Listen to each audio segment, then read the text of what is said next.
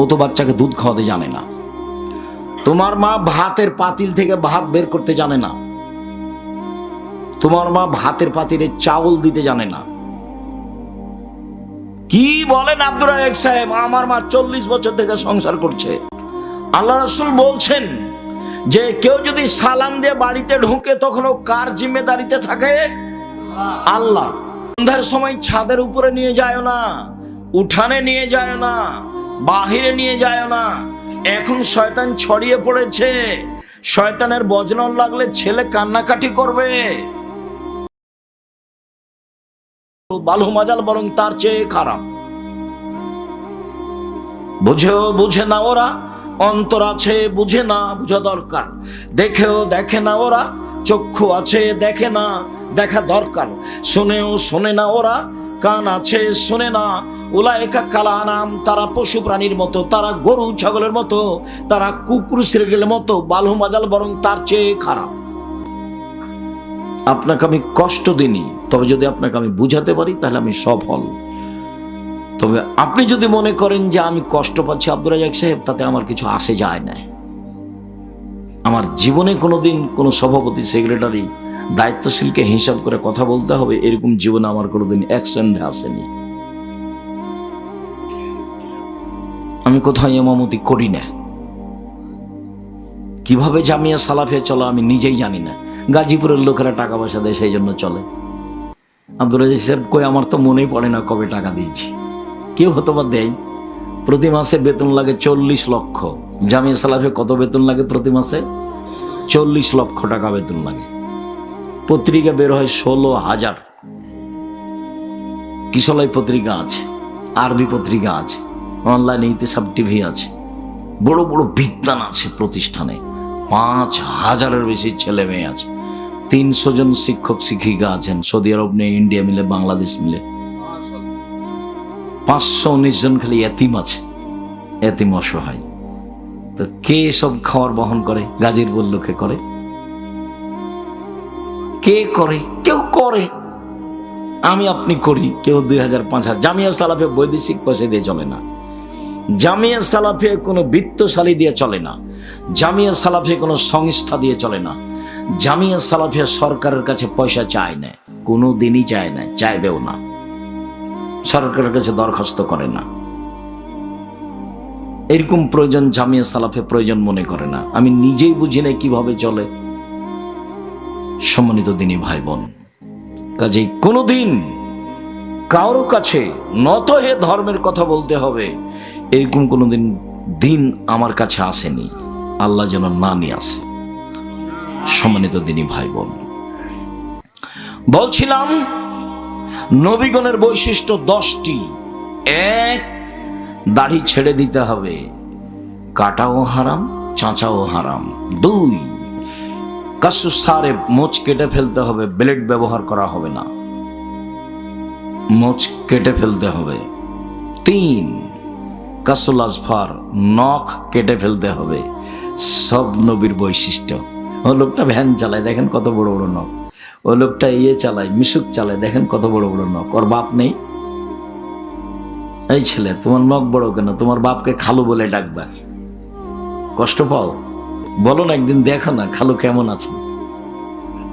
আসসালামু আলাইকুম চাচা, কেমন আছেন? বলো না। এই তুমি আমাকে খালু বলছো কেন? আমার নখ বড় এই জন্য। বলতে পারবো না? বলা তো উচিত। আর তোমার মাকে বলবে খালা। তোমার মা যদি খেপে ওঠে তাহলে কি বলবা? আম্মা, আপনাকে খালা বলতে আব্দুর রাজ্জাক সাহেব বলে গেছেন। কেন বলে গেছে? আমার আপুর নখে নেইল পালিশ আছে এই জন্য। আমার আপুর নখে কি আছে? নেইল পালিশ আছে। এই জন্য আব্দুর রাজ্জাক সাহেব বলে গেছেন যে আপনাকে আমরা কি বলে ডাকবো? খালা বলে ডাকবো। এই ছেলে, তুমি জানো মা কাকে বলে? 1 মিনিট দেখো। আমি এখানে মধ্যে আছি হাদিসের মধ্যে। জাবের রাদিয়াল্লাহু তাআলা আনহু বলেন, এই যা আমসাইতুম কুফুসিবিয়ানাকুম, যখন তোমরা সন্ধ্যা করবা তখন তোমাদের বাচ্চাদেরকে আটকিয়ে রাখো। ছাদের উপরে নিয়ে যায় না, উঠানে আঙিনায় নিয়ে যায় না, বাইরে ফাঁকা জায়গায় নিয়ে যায় না। কেন? এখন শয়তান বের হয়েছে। বাচ্চা এখন যদি বাইরে যায় তাহলে রাতে কান্নাকাটি করবে, শয়তানের বদনজর লেগেছে। এটা কে করবে, তুমি না তোমার মা? তোমার ছোট বোনটাকে দুধ খায়, কে কন্ট্রোল করবে বলো তো দেখি? তোমার মা। তো আল্লাহ রাসূল বলছেন যে ছোট বাচ্চাকে সন্ধ্যার সময় ছাদের উপরে নিয়ে যায় না, উঠানে নিয়ে যায় না, বাহিরে নিয়ে যায় না। এখন শয়তান ছড়িয়ে পড়েছে, শয়তানের বজনন লাগলে ছেলে কান্নাকাটি করবে। 2, অগাল্লিকুল আযাব করুল্লাহ, দরজা বন্ধ করো, জ্বালানা বন্ধ করো, বিসমিল্লাহ বলো। তোমার মাকে জিজ্ঞাসা করে দেখো, আম্মা জীবনে কোনোদিন দরজা বন্ধ করার সময় তো বিসমিল্লাহ বলেন? তা তো কোনোদিন খেয়াল করিনি। আল্লাহ রাসূল বলছেন অখু কেরাবাকু মজকুল্লাহ, যত জিনিসের পাতিল আছে, চাউল আছে, ডাল আছে, সরিষা আছে, তেল আছে, সবকে ঢেকে রাখো, বিসমিল্লাহ বলো। অগাত্ত আনিয়া থাকুম আজকুরুল্লাহ, যত খাদ্যের পাতিল আছে, তরকারি পাতিল আছে, ভাতের পাতিল আছে, সবকে ঢেকে রাখো, বিসমিল্লাহ বলো। কেন? রাতে কতগুলি বালা মুসিবত চলে, সেই বালা মুসিবত কোনো খাদ্য যদি খোলা থাকে তাহলে তাতে ঢুকে যাবে, সকালে যে খাবে তার অসুখ বিসুখ হবে। ভুলেও কোনোদিন বাজারে যে জিলাপি খোলা আছে এটা খায় না। ভুলেও কোনোদিন যেগুলোর মাঠে পড়ে আছে খাদ্য দেখতে পাচ্ছ ধুলাবালি পড়ছে, এগুলো খাবা না। ঢাকা না থাকলে খাওয়া হবে না, ওর উপর দিয়ে বালা মুসিবত চলেছে, যেই খাবে তার রোগ ব্যাধি হবে। একথা আমি বলিনি, একথা মুহাম্মদ সাল্লাল্লাহু আলাইহি ওয়াসাল্লাম বলেছেন। অথু সিরাজাকুম আযকুরুল্লাহ, যখন ঘুমাতে যাবা তখন বাল্ব অফ করো, বিসমিল্লাহ বলো। শয়তান এ দিয়ে আগুন লাগিয়ে দিতে পারে, ইঁদুর এ দিয়ে আগুন লাগিয়ে দিতে পারে, ওকে অফ করে দাও, বিসমিল্লাহ বলো। রাসূল সাল্লাল্লাহু আলাইহি ওয়াসাল্লাম বলছেন শোনো, যদি পাতিল ঢাকার কিছুই না থাকে, শোনো, যদি দরজাতে কিছুই না থাকে, এটা আবার গাজীপুর না টাঙ্গাইল? টাঙ্গাইল, গাজীপুর টাঙ্গাইল কাছাকাছি। আব্দুর রাহিম সাহেব কি বলতে চাইলেন? টাঙ্গাইল গাজীপুর মানে বলতে চাইলাম এটা সাতক্ষীরা। সাতক্ষীরা মানে কি বলতে চাইলেন? সাতক্ষীরা মানে বলতে চাইলাম বাড়ি ঘেরা নেই, ওদিকে একটা ঘর এদিকে একটা ঘর, মধ্যে গরুর গাড়ির রাস্তা। এই জীবন একটা ফালতু জীবন, এটা অগ্রহণীয় জীবন। দুঃখিত। গরিব মানুষ হলে চট দিয়ে ঘেরবেন, চতুর্দিক ঢোকার জায়গাতে একটা চট লাগিয়ে রাখবেন, সালাম দিয়ে ঢুকবেন। আল্লাহ রাসূল বলছেন 3 শ্রেণীর মানুষ আল্লাহর জিম্মেদারিতে থাকে, নিরাপদ। তার এক শ্রেণীর মানুষ যে সালাম দিয়ে বাড়িতে ঢোকে। তো আপনার দরজায় তো নাই, কোথায় সালাম দেবেন আপনি? শিষ্টাচার কাকে বলে আমি কি দিয়ে বুঝাই আপনাকে? আপনার জীবন যে পশু প্রাণীর মতো, আমি বুঝাতে না পারলে আমি ব্যর্থ। আল্লাহ রাসূল বলছেন যে কেউ যদি সালাম দিয়ে বাড়িতে ঢুকে তখন ও কার জিম্মেদারিতে থাকে? আল্লাহ। তো আপনার তো একদিনও সালাম দেওয়া লাগে না, মানে সালাম দিবেন কোথায়? জায়গায় তো নেই, সবই তো ফাঁকা। এটা বাড়ি নয়, এটা হলো যাযাবরের বাড়ি। যাযাবর বুঝেন? এই ছেলে যাযাবর বুঝো? বাইদানি বুঝো? বাইদানি যারা ছইয়ের নিচে থাকে, ছই বুঝেন? ওই গরুর গাড়ির উপরে যেটা দেওয়া থাকে নৌকার মতো।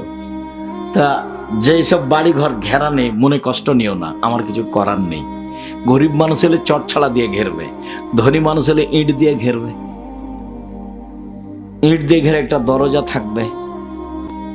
বাড়িতে খুব সুন্দর করে সাজালছ, জানালাতে পর্দা দিয়েছ, যত পর্দা দিয়েছ তাতে সাহাবীরা কেউ ঢুকতো না তোমাদের বাড়িতে। যেসব বাড়ি খুব ঝকঝকে কাপড়ের পর্দা দিয়ে ঢাকা আছে, আবু আইয়ুব আনসারী সে বাড়িতে ঢোকেননি। দেখো তুমি উপদেশ বই আছে, যেটা ছবি মূর্তি। ছবি মূর্তির বক্তব্য ছিল শুক্রবারে রাতে। দেখো আবু আইয়ুব আনসারী তোমাদের বাড়িতে প্রবেশ করতেন না, যেভাবে তোমাদের বাড়ি সাজানো আছে। সম্মানিত দিনী ভাই বোন, বাড়ি ঘেরা নাই, শিষ্টাচার কাকে বলে? সালাম কোথায় দেবো কোনো জায়গায় নেই। দরজা গরিব মানুষ, কিছু নাই, একটা চট ছালা মুখের উপরে দেওয়া আছে। আল্লাহ রাসূল বলছেন বিসমিল্লাহ বলে তুমি এই চটের নিচে এই দরজায় একটা খড়ি রেখে দাও, সকাল পর্যন্ত শয়তানের ক্ষমতা নেই এখান দিয়ে ঢুকতে, ওর বাবাও পারবে না। আমি এই কথা বলিনি, এই কথা মুহাম্মদ সাল্লাল্লাহু আলাইহি সাল্লাম বলেছেন, হাদিস বুখারী মুসলিম। তোমার মা কি করে? তোমার আব্বা বলছে যে আমার ওয়াইফ খুব ভালো রান্না করতে পারে। ঠিক বলেছে, রান্না করতে পারে। আমি বলছি তোমার আম্মা হস্তিনী, তোমার আম্মা সংসার জানে না। তোমার আম্মাকে তালাক দিতে বলিনি আমি তোমার আব্বাকে, তবে দেওয়া উচিত, দেওয়ারই পরামর্শ থাকছে। এদের সংসার চলবে না। সংসারও কাকে বলে সেটা জানে না। বড় হয়েছে, বাপে বিবাহ দিয়েছে, স্বামীর কাছে গেছে, তাই বাচ্চা হয়ে গেছে, সেজন্য মা। ও তো বাচ্চাকে দুধ খাওয়াতে জানে না। তোমার মা ভাতের পাতিল থেকে ভাত বের করতে জানে না। তোমার মা ভাতের পাতিলে চাউল দিতে জানে না। কি বলেন আব্দুর রাজ্জাক সাহেব? আমার মা 40 বছর থেকে সংসার করছে। তোমার মা 40 বছর থেকে সংসার ভুল করেছে। এবছর হজ সফরে যাওয়ার জন্য হাজি ক্যাম্পে ঢুকেছি, তখন একটা লোক বলছে স্যান্ডেল খুলেন, স্যান্ডেল খুলেন। কেন? তো বলছে যে এহরাম বাঁধবেন, এহরাম বাঁধবেন। তুমি কেন এহরাম বাঁধবো? তাহলে এহরাম বাঁধবেন না? কেন এহরাম বাঁধবো? তো আমি তো এলামলামে এহরাম বাঁধবো, এখানে কেন? তখন আমাকে বলছে ঘুমের ঘরে যদি পার হয়ে যায়, ঘুমের ঘরে যদি পার হয়ে যায়। বলে ঘুমের ঘরে পার হয়ে গেলে জরিমানা দিব, তো এখানে এহরাম বাঁধবো কেন?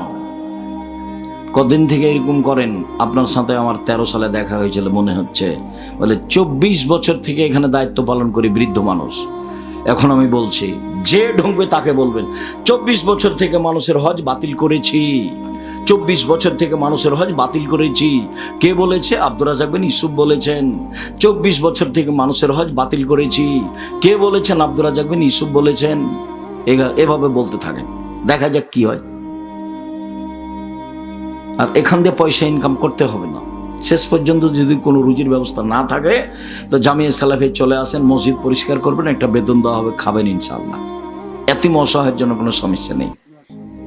আর আপনাকে তো বলেছি আপনার মতো বাপ আমি চাইনি, আপনার মতো বাপ আমি চাইনি। আমি হাদিসের মধ্যে আছি, আপনার মতো বাপ আমি চাইনি। কেমন বাপ চেয়েছি? আবু বকর সিদ্দিকের মতো রাদিয়াল্লাহু তাআলা।